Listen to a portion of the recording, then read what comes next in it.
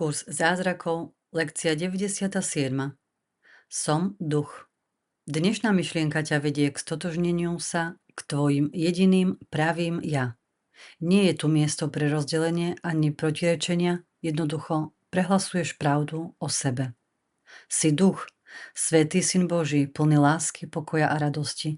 Nie si obmedzený telom ani tým, čo vnímajú zmysly. Tvoja pravá podstata je nemenná, bezpečná a celistvá. Pocit oddelenia, ktorý občas prežívaš, je len ilúziou.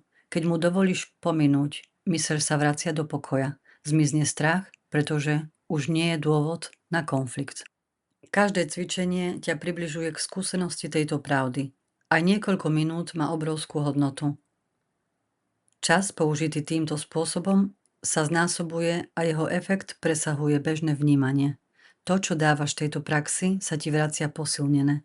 Každú hodinu venuj 5 minút a začni slovami: som duch, svätý Syn Boží, slobodný od všetkých obmedzení, bezpečný, uzdravený a celistvý.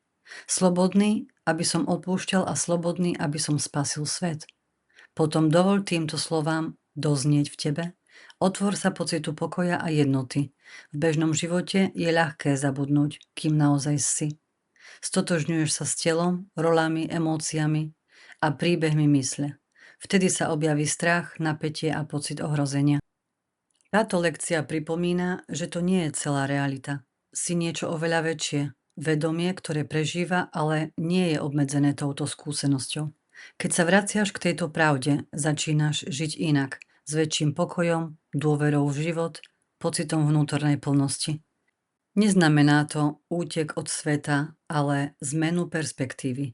Stále prežívaš život, ale z miesta spojenia a nie strachu. Toto pripomenutie sa môže zdať jednoduché, ale má obrovskú moc. Každé jeho opakovanie oslabuje staré návyky myslenia a posilňuje kontakt s pravdou. Som duch.